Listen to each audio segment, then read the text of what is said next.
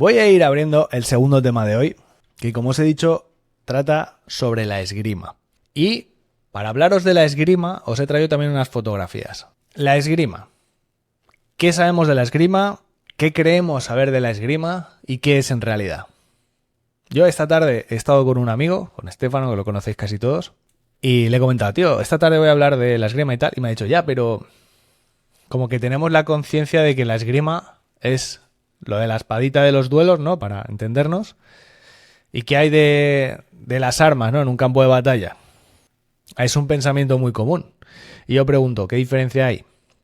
¿Cuál es la diferencia entre una cosa y la otra?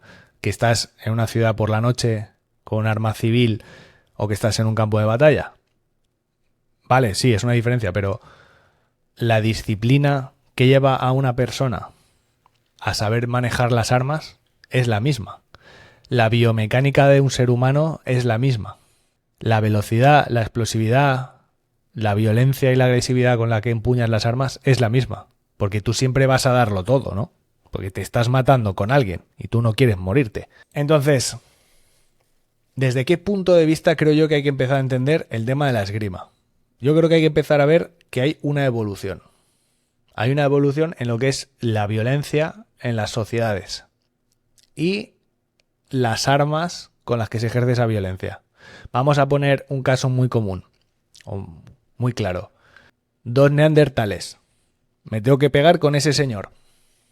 Los dos tenemos el mismo físico, ¿no? La misma biomecánica, la misma velocidad, la misma explosividad. Los dos sabemos golpear igual. Los dos tenemos más o menos el mismo aguante. Bueno, pues yo voy a coger un palo. Entonces le pego. Y él se lleva una paliza. El siguiente día vendrá otro de su tribu con un palo igual. Entonces volvemos a estar iguales. Entonces a mí se me ocurre ponerle una punta de piedra en la punta a mi palo. Entonces yo vuelvo a ser mejor y le pincho y me lo cargo. Pero al día siguiente viene otro de su tribu con un palo igual. Pero además este ha aprendido a tirarlo de lejos.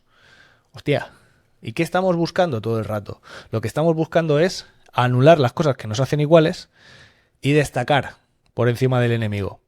Yo quiero una ventaja, porque si nos enfrentamos en igualdad de condiciones, ganaremos cada uno la mitad de las veces, ¿no?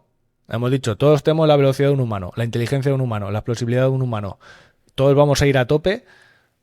Una vez ganaré yo y otra vez tú. No hay más. Entonces yo quiero ganar. Yo quiero ganar siempre, porque además estamos hablando de cosas muy serias, como por ejemplo, acabar en un hoyo. Bueno, pues vamos a hacer un pequeño recorrido a lo largo de lo que son las espadas que ha inventado el hombre. Voy a empezar en el siglo X, ¿vale? Hay cosas anteriores, pero me viene muy bien empezar a hablar desde aquí. Y a raíz de esto, os voy a ir haciendo comentarios. Vale, la primera es esta. ¿Esto qué es? Esto es una espada, esto os lo digo yo, esto es una espada vikinga. Además es muy bonita porque, si os fijáis, aquí se ve en la metalurgia cómo está trenzado el metal con el que está fabricada el alma del arma y luego le han soldado los filos a los lados. Pero bueno, ¿aquí qué vemos? Aquí que vemos una hoja larga que está afilada, que está contrapesada por el pomo y por la empuñadura. Y vemos, no sé si se va a ver aquí bien, aquí se ve un poquito a la izquierda, que en realidad carece de punta, no está muy afilada, es como una espátula más o menos redonda. Vale. ¿Y esto qué me dice? ¿Esto cuánto pesa? Preguntáis por el chat. Esto tiene que pesar un huevo. Venga, va, a ver si alguien me dice lo que pesa esto. Siglo X, ¿vale? Con una típica empuñadura del norte de Europa, finita y demás. Esto está pesando en torno, tendría que ver el tamaño completo, pero 1000 gramos, 1050, 1100, a lo mejor 1200, no lo sé, no más. 700, no, demasiado poco. 2 kilos, demasiado. Yo apostaría por 1,100 kg, 1,200 kg. La empuñadura le daría unos gramos, pero sería de madera y cuero, no creo que le diera mucho más. ¿Esto que me está indicando? Esta espada no tiene punta. Y las que son coetáneas a ella tampoco la tienen. Con lo cual, no pensaban pinchar. Vale, eso me está diciendo algo. Me está diciendo que el que se hizo fabricar esto no tenía punta y no pensaba pinchar. Y además, como sé que esto se utiliza con un escudo, fijaos que la empuñadura es muy pequeña. Con lo cual me indica que tampoco pensaba parar espadas con la empuñadura, porque con eso es muy difícil. Vale, entonces ¿Esto qué me indica? ¿Esto cómo se usa? Pues esto se usa como un hacha, a hostias. Lo que me da es el estatus de poder pagarme un cacharro tan caro como este, una hoja larga que sea buena. Pero no hay una excesiva diferencia entre un hacha y una espada del siglo X. ¿Vale? Luego alguno me escuchará y dirá, has dicho una burrada. A ver, teniendo en cuenta que sí, siempre se puede pinchar un poco, no eran espadas expresamente pensadas para eso. Así que si lo que voy a dar son cortes y tajos, me da igual esto que un hacha. Vale, entonces, ¿qué esgrima desarrollamos con esto? Porque hemos dicho que combatimos con un escudo redondo, un escudo grande. Pues aquí, con lo que nos estamos midiendo, es con la velocidad del otro. Porque los dos vamos a ser igual de fuertes, los dos vamos a tener unas armas similares y los dos vamos a tener un escudo. Entonces, si tú tienes un escudo y yo no puedo pincharte y voy a intentar golpearte, lo que voy a intentar es lanzar un ataque para que tú vayas a cubrirlo, golpear por el otro lado y pillarte desprevenido. No hay una frase de armas, no estamos chocando las armas, está pam, pam, pam, pam, por un lado y por el otro. Esto me indica que la esgrima o la forma de entrenar con estas armas venía a ser eso, conseguir ser más rápido que el otro, conseguir pegarle, engañándole por un lado, ir por el otro, a veces amagando con el escudo por el lateral, ¿no? Yo me tapo con el escudo por el lado izquierdo, pero como la empuñadura es redonda y gira, de repente me tapo por el otro lado y te pincho por aquí. Esos son tretas que se pueden hacer.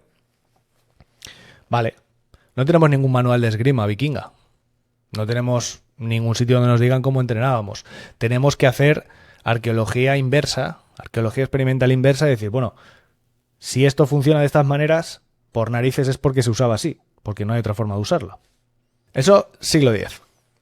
Nos vamos al siglo XI al XIII más o menos. ¿Y qué empezamos a ver aquí? Una guarda mucho más larga y vemos que ya tiene punta. Esta la ha perdido, pero tiene punta. Tiene un canal que le da mayor rigidez y ese canal, entre otras cosas, me permite pinchar.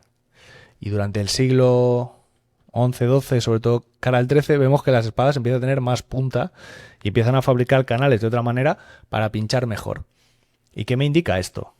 Que el pomo sea de disco o sea como el otro que era de media luna, me da igual, porque eso es simplemente un peso. Por cierto, las chapitas que tiene aquí me gustan mucho.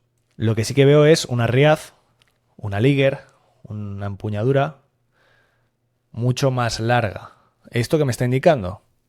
Me está indicando que este señor sí pensaba que le viniera una espada y pararla con la suya.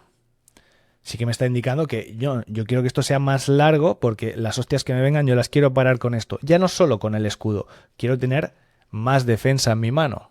Ah, eso sí me indica algo de cómo se entrenaba y de qué cosas se querían hacer el uno al otro y cómo querían revertirlas. Y aquí sí que empezamos a ver armas que tienen muescas por aquí, por la zona junto a la hoja y la cruceta, es que tiene 25 nombres, cada uno le llama como quiere. Y la guarda. ¿Y qué entendemos de eso? Entendemos que frente a un ataque que yo paro ahí, que eso se llama parada en corona, luego pincho, sujetando tu arma para que tú no me des, te pincho a ti. Paro tu espada y patapam, y pincho. Empezamos a ver que ahí hay una frase de armas que termina tomando contacto de la hoja enemiga. Yo sujeto tu espada y sin perder contacto de tu espada, porque es lo que me puede herir y llevarme a la tumba, y yo quiero tenerla controlada y quiero saber dónde está en todo momento, pincho, sujetándola yo. Es la mejor forma de que tú no me hagas nada, saber dónde va a estar tu hoja porque la estoy cogiendo.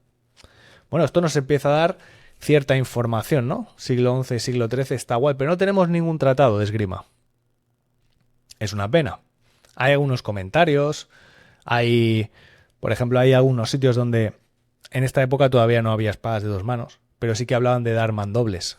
Lo que estaban diciendo era que coges la espada con las dos manos y le enchufas en la cabeza a un fulano y te lo cepillas. Bueno, vale, pero eso no es lo que se conoce como espada mandoble. Eso es un ataque de mandoble, de mano doble. Pero eso es una forma de usarlo. Bueno, vale, sabemos que si no llevas escudo, la puedes coger con las dos manos y pegarle a alguien. Eso es una información valiosa. Nos vamos al siglo XIV. Esta espada ya es del XIV finales, pero bueno. ¿Qué vemos aquí? Estamos viendo como la guarda hacia arriba hace unos piquitos que son muy útiles. Y esta espada ya no tiene canal. Al revés, tiene una cosa que los ingleses llamaban costilla. Y fijaos qué fina y qué afilada. Claro, esa espada es solo para pinchar. ¿Qué me está indicando esto? Me dice dos cosas. Los pesos y las proporciones vienen a ser los mismos que en una espada del siglo XIII aproximadamente.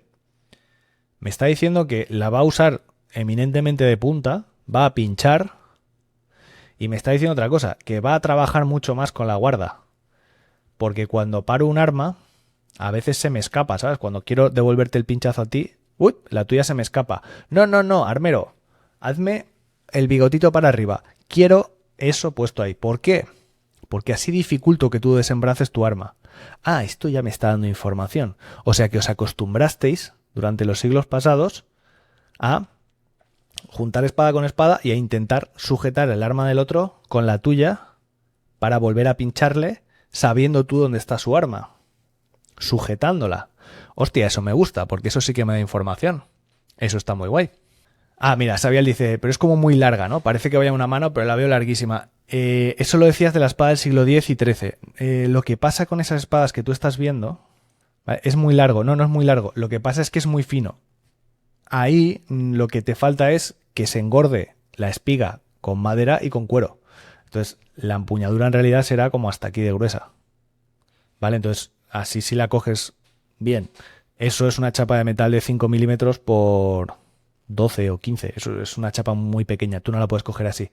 Eso es solo el hierro. Y aquí le pasa lo mismo. ¿Veis lo que dijimos cuando hablamos de metalurgia? Esta pieza de aquí, que es la espiga, es la hoja misma. Y va hasta aquí detrás. Y esto que se ve aquí, o sobre todo lo de arriba, es la hoja que atraviesa todas las piezas y que es remachada para engordarla y que todas las piezas se empaqueten juntas y así la espada no se desmonta. Por eso las espadas siempre tienen aquí un pequeño tetoncito de arriba, más o menos grande. Vamos, que al fin cubrieron el mango después de 4 siglos destrozando las manos de los espadachines. Sí, es que por muy bien que hagas esas cosas, el cortecito en el dedo te lo llevas. Y cuando haces espada de 2 manos, cuando entrábamos con espadas de 2 manos, entrábamos con guantes pesados o con guantes antidisturbios, porque aunque no quieras, dices, joder, si he parado bien, pues la hostia en el dedo te la llevas. Y días de llegar a casa con el dedo hinchado y morado, así. ¿Y qué pasa en el siglo XIV? Aquí sí que empezamos a tener estudios sobre cómo se utilizan las armas.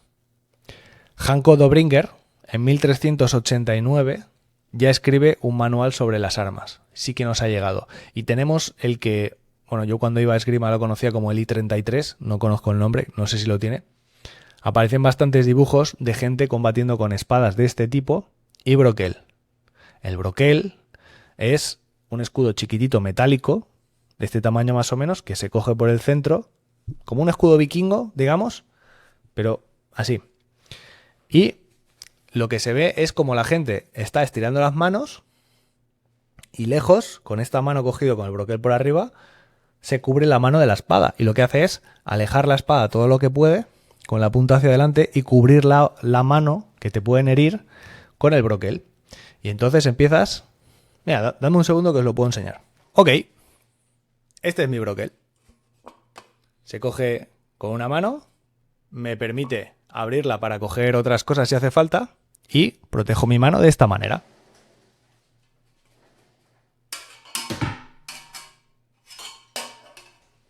Con lo cual, el hecho de tener la mano cubierta me permite alargarla mucho más y meterme dentro del enemigo porque no me va a poder pinchar.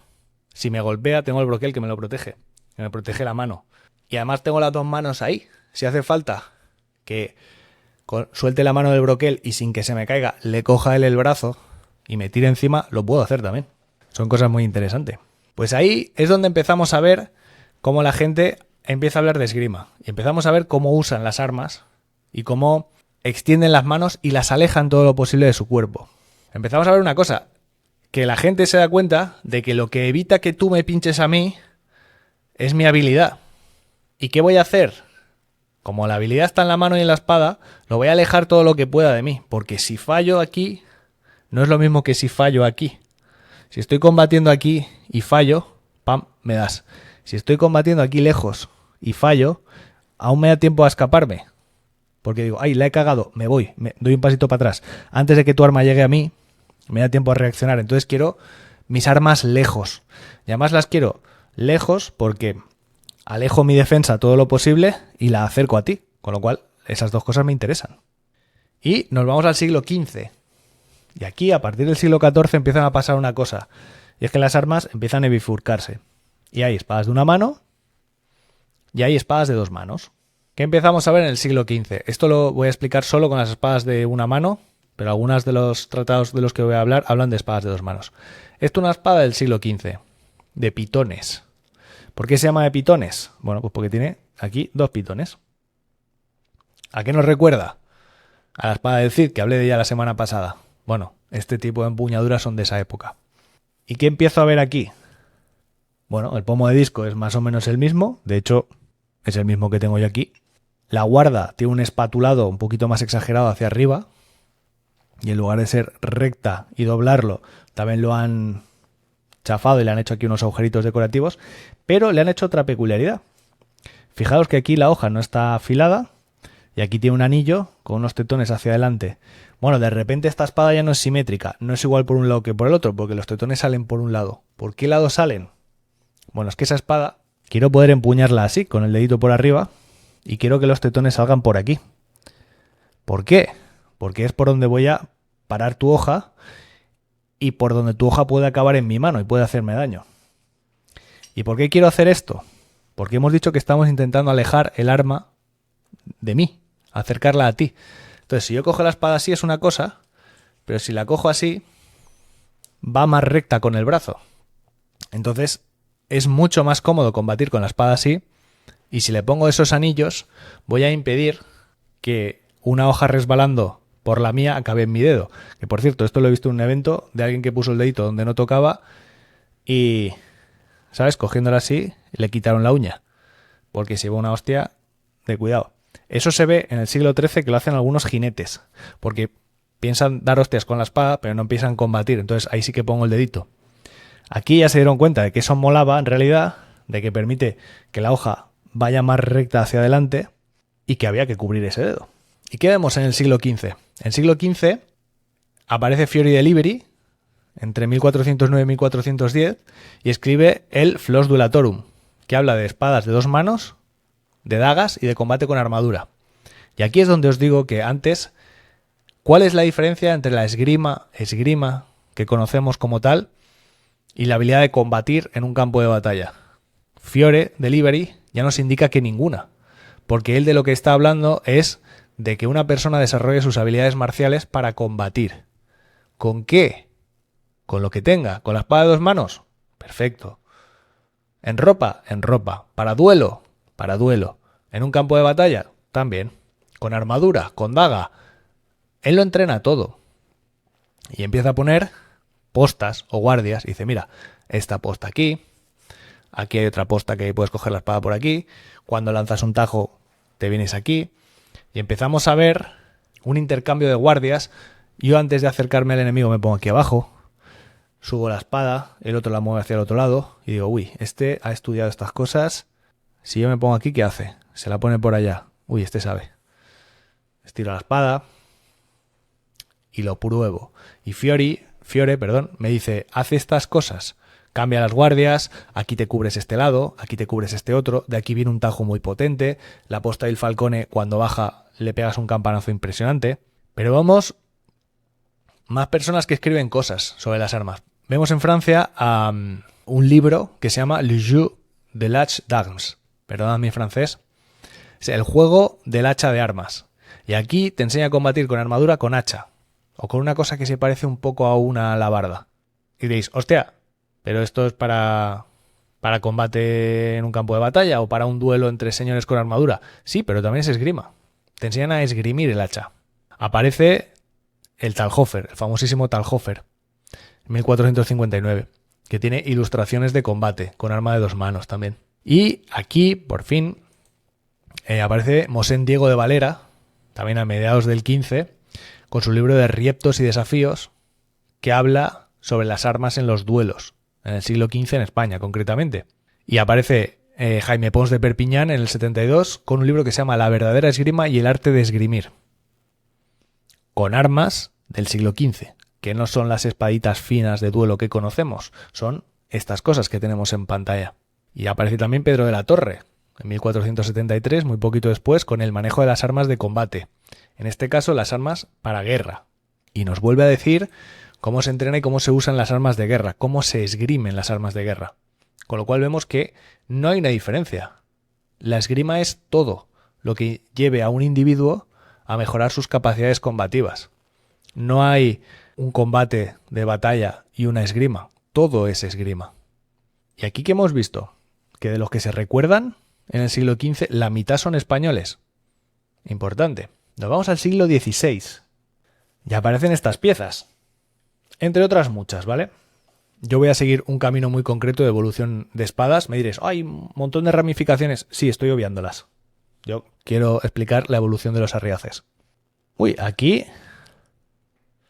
ya os digo yo que por muy cubierta que tengas la mano, cuando paras mal y paras así, si la hoja enemiga no entra aquí, va a tus dedos. Alguien dijo, de eso nada.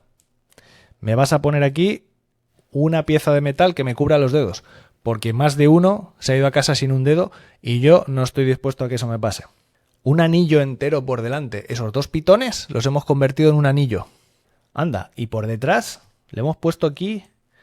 Esta se parece bastante a la que yo tengo ahí arriba, de 2 manos, porque es muy parecida. También me permite meter el dedito por arriba para caballería. Me permite asirla bien. Y esta tiene un anillo por delante y un medio lazo por detrás. Muy interesante. Esta es una espada de mano y media, pero ya me permite cubrirme mejor la mano. Vemos que la evolución es muy clara. Cubrir la mano, cubrir los dedos, hacer que sea un poco más grande todo lo que me protege. Y en el 16 empezamos a ver a Juan Quijada de Reallo, en 1548, con la doctrina del arte de la caballería enfocado en equipo. Y hace un manual sobre qué armas deben llevar la caballería y cómo las deben usar a caballo. Es otra forma de esgrima, no tiene que ser todo a pie. ¿Qué pasa cuando yo me enfrento a un tipo que está en el suelo y yo tengo una espada? Tendré que saber defenderme. La esgrima a caballo también es esgrima. ¿Qué pasa si me enfrento a otro jinete y estamos de pasada? ¿Cómo lanzo las estocadas? ¿Cómo me protejo? Porque me va a pegar una hostia importante. ¿Qué pasa si le pincho al caballo sin querer o le pincho una pierna, él sigue galopando y me luxo la mano? Todas esas cosas tenemos que estudiarlas. Aparece también Jerónimo Sánchez de Carranza, en 1582, con De la filosofía de las armas y su destreza, considerado el pilar de la esgrima científica española, uno de los más grandes tratadistas de la esgrima y de la destreza española. Aquí, en el propio nombre de su libro, lo llama destreza. Y a los que utilizan las armas, a los que saben pelear bien, los llama diestros. Les da el título de diestro. Os diré que de los libros de Carranza es de los que yo aprendí a combatir.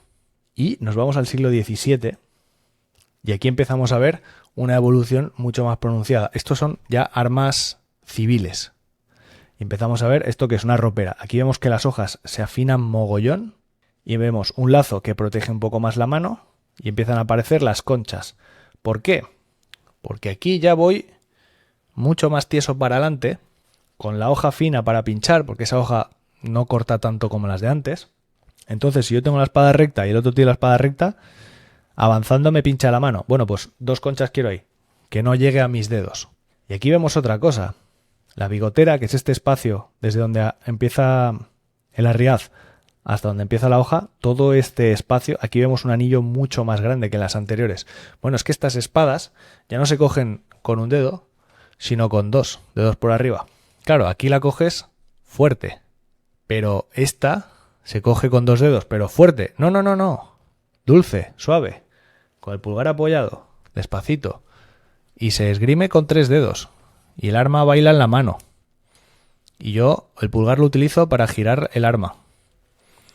Con esta no se puede hacer bien porque no es el mismo tipo de empuñadura, pero la empuñadura es más corta. Entonces lo que voy a hacer con esto es jugar con estos 3 deditos a que la hoja haga lo que yo quiera, solo con un movimiento de dedos, ni siquiera de muñeca, la muñeca está quieta. Estoy manejando la espada con 3 dedos. Con el pulgar bien puesto y por aquí. Y cuando voy a dar un tajo, lo doy con estos 2 dedos de abajo. ¡Pam! Vemos como la movilidad del arma ya depende mucho más de lo que decía Carranza, de la destreza. ¿Cuál es el siguiente paso? Aquí vemos que las conchas empiezan a hacerse más grandes y se protegen mejor la mano. Aquí vemos como las conchas crecen mucho, pero no pierden la protección delantera de los dedos y los gavilanes se alargan mogollón. Y al final llegamos a la archiconocida espada de Taza. Durante el siglo XVII aparece Luis Pacheco de Narváez, que en el año 1600 escribe el libro de las grandezas de la espada, ampliando la teoría del anterior, de Carranza. Carranza y Narváez son los dos grandes tratadistas de esgrima española de la verdadera destreza, de lo que ellos llaman verdadera destreza. Luego explicaré lo que es la verdadera destreza. Y en 1610 aparece Rodolfo Capoferro en Siena escribiendo El Gran Simulacro, que también habla de la esgrima, de cómo se esgrimen este tipo de armas, que ya tiene una ciencia propia detrás. Finalmente, en el siglo XVIII, como lo que hemos dicho es que vamos buscando hojas muy finas y vamos buscando pinchar, aquí siguen protegiéndose los dedos, pero ya solo van a poner un dedito delante, y no van a mover ni la mano, van a tirar aquí, pam, pam, pam, pam, pam, y a pinchar. 850, 900, 950 gramos puede pesar un espadín, es un arma muy, muy ligera, también muy cómoda de llevar. No se ve bien, pero tiene unas conchas que en su conjunto serán más o menos de este ancho, que me protegen poco más que la mano, y ya está. Y yo aprenderé a combatir con eso. Aquí ya no tenemos gavilanes, ya no tenemos estas dos varillas largas que nos guardaban la mano antes. Aquí voy a pinchar controlando tu hoja, voy a pinchar sabiendo lo que hago. Y en el 18 aparece el manual de esgrima del baratero, entre otros manuales, y aquí es cuando ya se asientan las teorías de la esgrima que conocemos hoy en día. Para haceros un pequeño repaso, os voy a enseñar otros 4 que tengo yo en mi colección privada que también son esgrima. Mira, de Gregorio de Tapia y Salcedo tengo Ejercicios de la jineta, que te enseña cómo combatir a caballo con multitud de armas. Te enseñan incluso a rejonear leones, para que os hagáis una idea. Y habla de todo lo que tiene que llevar un jinete ligero. Este es El arte de rejonear a caballo, de don Miguel Marcelo de Tamariz. Y luego tengo 2 de Liborio Vendrell y Eduard, que tengo Esgrima de carabina armada con bayoneta y El arte de esgrimir el palo. O sea, fijaos que a lo que se llama esgrima. El hecho de enseñarle a un soldado a calar la bayoneta y a combatir con la bayoneta se llama esgrimir. A defenderte con un palo y cuáles son las guardias y los quites y las paradas se le llama esgrimir. Todo eso es esgrima. Todas esas habilidades marciales que se pueden desarrollar son esgrima en sí mismas. Y ahora os quería hablar de una cosa, porque antes os he dicho, en realidad hay algunas palabras que no entendemos muy bien y me parece importante comentarlas. Mirad, hay 3 conceptos que me parecen definitorios hablando de la esgrima. Cuando se hace referencia a los ejércitos del siglo XVII, por ejemplo, se habla de que se les entrena, se les adiestra y se les instruye. Y diréis, ¿son sinónimos? No, nada más lejos de la realidad. Van más o menos en la misma línea, pero no son lo mismo. El entrenamiento, el levantar hierros y correr, tonificar el cuerpo, esto lo conocemos, ¿no? La instrucción hace referencia a tú convertirte en la partícula de la masa, a combatir en multitud, a formar parte de una unidad, a marchar todos juntos, a seguir el paso, a abatir todas las lanzas, a hacerle caso a un oficial, a hacer una variación a la derecha, a hacer una variación a la izquierda, a darle las vueltas a las armas. Todo lo que hace referencia a combatir en conjunto. Pero el adiestramiento es el entrenamiento personal. ¿Y qué tiene incrustada la palabra adiestramiento? Diestro. El adiestramiento es volverse diestro. Es aprender la esgrima. Es aprender a combatir con un arma de mano. Eso es el adiestramiento. Y cuando tengo a la gente bien adiestrada y bien instruida, entonces tengo una buena unidad. Porque saben combatir individualmente y en grupo y saben moverse como tal. Y aquí vamos a empezar ya a hablar de esgrima y de las cosas divertidas. Porque le hemos dado un repaso a lo que es el avance tecnológico de las armas y lo que nos pueden decir. Y ahora os voy a hablar de lo que es la esgrima, la destreza, la verdadera destreza, la que se desarrolló en España. Vamos a ver. ¿Cuál me diríais que es la finalidad de la esgrima? Cuando yo aprendo a esgrimir, ¿qué busco? Esto es lo primero que te preguntan cuando llegas a la sala de esgrima. Pues lo normal es que alguien te diga, no, mira, es aprender a cargarte a la peña, ¿no? A pinchar. Bueno, no. En realidad, lo que te dicen todos los tratadistas es que la esgrima es el arte de sobrevivir, no de pinchar a otro. Es el arte de ser suficientemente diestro como para que el combate acabe como y cuando tú quieras, que es un concepto muy distinto. Idealmente, si estamos haciendo un combate entre caballeros, acabaré desarmando al otro y evitando que siga adelante con su intención ofensiva hacia mí. Pero la esgrima no es el arte de, digámoslo así, de cargarte a alguien. No quiero decir otra palabra porque luego en YouTube me censuran. Es el arte de sobrevivir. ¿Y qué nos dice la esgrima? ¿Cuáles son las bases de la esgrima que nunca tengo que romper y de las que no me tengo que salir para conseguir sobrevivir en un combate? Bueno, la esgrima habla de muchas cosas y aúna muchos conocimientos. Matemáticas, geometría, incluso astronomía en algunos casos. Pero habla más bien de biomecánica, de círculos, de compases. Y habla de las guardias. Habla mucho sobre las guardias y la importancia de las guardias. Y dice que unas cosas muy importantes son una guardia bien hecha, que es la que en esgrima se llama el ángulo recto. El ángulo recto es el ángulo que formo con mi brazo, con mi espada proyectada y prolongada y con mis hombros alineados. Con el arma lo más lejos posible y con la punta de mi arma lo más cerca posible del enemigo. Ese es el ángulo recto. Hay otra guardia que se llama vella española con la espada, que es con la espada un poco más baja, digamos protegiendo la parte del ombligo. Pero esa es una guardia de transición para acercarme al enemigo.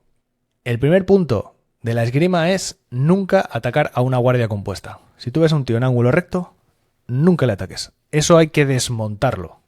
¿Vale? Aquí empezamos a hablar de ajedrez. Empezamos a hablar de que el tío tiene todas las fichas y digo, voy a por él. No, espérate. Hay que desmontar la línea defensiva que tiene porque te va a dar. Y frente a un ataque, lo va a parar con un pinchazo hacia ti. Con lo cual, eso no puede ser. La esgrima de lo segundo que habla es de los círculos. Y fijaos que hace un estudio bastante pormenorizado de lo que son los círculos. El círculo de combate en esgrima tienes 3 círculos. El círculo máximo, que va desde mi talón más alejado hasta el talón del otro. El círculo común, que va desde mi pie adelantado hasta su pie adelantado, ¿vale? Porque yo tengo los pies un poquito separados para afianzarme en el terreno. Y habla del círculo particular. Diréis, ok, este señor está aquí metiendo palabrejos muy raros. Bueno, como hemos dicho antes, que la esgrima va de hacer una escalada y conseguir una ventaja, y de que no puedo atacar a una guardia compuesta, lo que tengo que hacer es moverme. Entre ese señor y yo, si imaginamos que estamos los dos, cada uno en un lado de un círculo, hay un diámetro que llamamos el diámetro común, porque los dos estamos en él. Entonces, ¿qué pasa si yo me muevo aquí? Que él está mirando a donde yo estaba y ya no estoy, y tiene la fuerza enfocada en eso, y yo me he movido, él ya no me está mirando a mí y yo sí le estoy mirando a él. Entonces yo he generado un círculo particular. Y diréis, vale, ¿y eso para qué es? Bueno, entonces, como él está en ángulo recto y está mirando hacia donde yo ya no estoy, entonces le puedo pinchar. Así se desmonta una guardia. Nunca atacar, sobre todo, por el diámetro común. Nunca ir de frente, ¿vale? Nunca hacer lo que hace un bárbaro. No corras contra él. Vete de lado y pínchale. ¿De qué otras cosas habla la esgrima que son muy importantes? Que esto nos ha pasado así a veces en la sala. De las distancias. En esgrima se habla de 3 distancias: desagregado, medio de proporción y medio proporcionado. Y diréis, hostia, ¿más palabrejos? Bueno, a ver, más palabrejos, pero muy sencillo. Desagregado es que cada uno está en su casa. El medio de proporción es cuando estamos con las espadas juntas. Y el medio proporcionado es cuando estamos bastante cerca como para pincharnos. Y te dicen, nunca, nunca, nunca, pero bajo ninguna circunstancia, cuando has pinchado al otro, te vayas sin más, porque te cae un campanazo en la cabeza. Cuando salgas de herir, cúbrete. Porque lo que no puede ser es que yo lo haga todo bien, me vaya por un lateral, pinche a un señor, saque la espada y ese señor se gire y me pegue una hostia en la cabeza. Pues entonces nos llevamos un doble tocado y nos vamos los dos. Él a la morgue y yo con la cabeza abierta. Eso no puede ser. Entonces cuidado que cuando pinches, ahí no acaba la esgrima. Te cubres y te retiras. Y esos son más o menos, habría también algunas consideraciones sobre las posiciones de la espada, sobre que la espada es una palanca, sobre que tiene el tercio fuerte, el tercio medio y el tercio débil, sobre que para ganar palanca sobre el enemigo y apartar su espada tienes que tener ganados los grados de la espada. Son consideraciones adicionales en las que tampoco quiero entrar porque se nos va a hacer demasiado farragoso. Y aquí sí que viene la madre del cordero, con el tema de las estocadas, que es, digamos, el núcleo vertebrador de la esgrima. Porque sobre todo con una ropera, con una espada pequeñita como la que hemos visto antes de hoja fina, te puedo dar un tajo, pero esa hoja no pesa mucho, ¿vale? Esos tajos como que no matan bien, ¿vale? Entonces lo que voy a hacer es pincharle al otro, pincharle de lejos. Y aquí viene el concepto mágico de la esgrima que desarrollan los tratadistas. Y te dicen, mira, el cuerpo lo vas a dividir en 4 partes. Con el ombligo en el centro, lado derecho y lado izquierdo, que lo llaman la postura de la espada y los grados del perfil, pero bueno, ¿sabes? Como los marinos, estribor y babor. Joder, ¿no lo puedes llamar derecha e izquierda? Bueno, postura de la espada y grados del perfil. Y parte baja y parte alta. Y te dicen, cuando tú estás cubriendo uno de estos 4 cuadrantes con tu espada, cubrir los cercanos es muy fácil, es muy rápido. ¿Cuál es más difícil? Cubrir el de la diagonal. Con lo cual las estocadas tienen que ir ahí. Por eso, siempre que vemos una estocada, vemos que las espadas se están cruzando y que el que pincha está apartando la espada del otro. Porque yo quiero coger tu hoja por aquí y empujarla a la vez que te pincho. Esa es la estocada perfecta. Así es como se da bien la estocada. Y empiezan a salir estocadas con nombres tan curiosos como el botonazo, o estocada por la postura del arma, la línea en cruz, la flanconada o el estrechar. Esos son los nombres que se les daban en el siglo XVI y XVII a las 4 estocadas básicas. Fijaos qué nombres tan rebuscados, ¿no? Pero son los nombres más comunes. En un directo comenté que había un tratado de medicina forense en París recogiendo todos los fiambres que se habían encontrado un año en el Sena. Entonces, quitando los que estaban envenenados, quitando los que le habían roto la cabeza con un palo y quitando 2 o 3 que les habían pinchado con un cuchillo, los que le habían espichado por espada, dijeron, vale, a ver, ¿cuál es la habilidad media de los espadachines? ¿Cómo de difícil es hacer la estocada? Porque estas son las 4 básicas, pero no son igual de fáciles de hacer. Hay un par que son un poco complicadas. Y casi todas se llamaban la flanconada. ¿La flanconada qué es? Cuando yo estoy con la arma recta, me muevo hacia el lateral, entonces en lugar de proteger este cuadrante, protejo este, me lían la espada y me pinchan en los hígados. Hasta luego, Lucas. Buenas tardes y a correr. Y el señor al Sena. No se sabe, bueno, sí que se tiene cierta constancia de que unos cuantos, pese a estar heridos de muerte, murieron de hipotermia, por cierto. Y quiero haceros un repaso muy rápido de lo que es la vulgar destreza y de cosas que pasaban fuera de las salas de esgrima, porque todo esto está muy bien. Aquí hemos hablado entre señoritos, señores de esgrima y todas las cosas que están muy bien y que nos parecen estupendas, pero había una cosa que no era la verdadera destreza. Estaba la vulgar destreza, la esgrima de la calle, digamos. La pelea en el patio del instituto, la patada en la espinilla. Bueno, aquí empezaban a saltarse las normas de la destreza, o más bien no las conocían porque aprendían a pelear en la calle y empezaban a hacer cosas raras. Y hay algunas estocadas, que algunas sí que es acorde a destreza, digamos, pero que me parecía gracioso recordar. Mira, tenemos el estramazón, o también llamado el beso español, que es una estocada que se da con una chulería superba, que es frente a una estocada, girar la espada, perfilarte y descargar toda la espada en las zonas blandas de la cara. Y se llamaba beso español porque los que llevan un besito de un español, lo que pasaba es que les faltaba un ojo o llevaban un costurón desde arriba hasta abajo de la cara. Muy fácil de hacer, muy fácil de entrenar y además muy fácil simular que eres un inútil y abrir la guardia para que diga el otro, le voy a lanzar un botonazo por aquí y ¡pah! Le pegas una hostia en toda la cara y aprietas a correr. Y el tío se queda marcado de por vida. La segunda, que me gusta mucho, es la que se llama la ensombrecida. Las llaman de varias formas, pero el nombre de ensombrecida me gustaba. Y es cuando tú te acercas mucho a un tipo al que no quieres pinchar, te comes la distancia hacia él y le bajas el sombrero o el pañuelo. Y lo ciegas momentáneamente. Tiempo más que necesario para apretar o correr, o si hace falta, amocharlo del todo. Y la tercera es la inclemente. Y esto es un nombre que me parece muy elegante, a la vez muy barroco, para algo como clavarle tremendo puntapié en salvasean las partes. Es algo que termina, sin lugar a dudas, con un combate en la calle, Y es una forma muy elegante de no cargarte al que tienes delante también. Cuando estás combatiendo, ¡trasca! El tipo al suelo y tú te piras. Y se acabó. Y tampoco hace falta que corra la sangre, ¿no? Las raras en las académicas. No te creas, Abial, las estocadas académicas son como muy sencillas, ¿no? Dices, hostia, parece que no le cuesta. Pasaba mucho que decían que los españoles, por ejemplo, dan las estocadas con los pies. Porque tú apartas la espada del otro y con el brazo estirado te mueves, chap, le pinchas y te vas para atrás. Ya está. Elegante, sencillo, sin historias, sin mover las espadas, sin hacer ninguna locura. Tu espada no tiene que salir de una caja que tengas aquí delante. Tu espada aquí. Todo lo que hagas tiene que salir de aquí. Me giro por aquí, me giro por allá, muevo tu espada, la parto hacia abajo, pincho, salgo y mi mano no sale de esta caja. La quiero delante, que me cubra bien, que me proteja de todo lo que venga. Y si lo haces bien, es que quedas tasoso, te diría. Porque estás combatiendo pim pam, chop, ya está. Estocada en la cara. Y no hay grandes florituras, no hay espadas volando por todas partes. No, la hoja siempre hacia el otro. Si puedes, apuntándole al cuello, sin perderle de vista. También nos comentaban algo en esgrima que era mirar al tercer hombre. Pues si yo te estoy mirando a la cara, te veo a ti. Si estoy mirando tu mano, no estoy viendo tu intención. Si estoy mirando tus piernas, no veo tu mano. Si estoy mirando tu cuerpo, ¿sabes? Siempre me pierdo algo del conjunto. El tercer hombre es un señor teórico que está detrás del tipo con el que estoy luchando. Entonces yo tengo la vista enfocada en él. Tengo la vista perdida.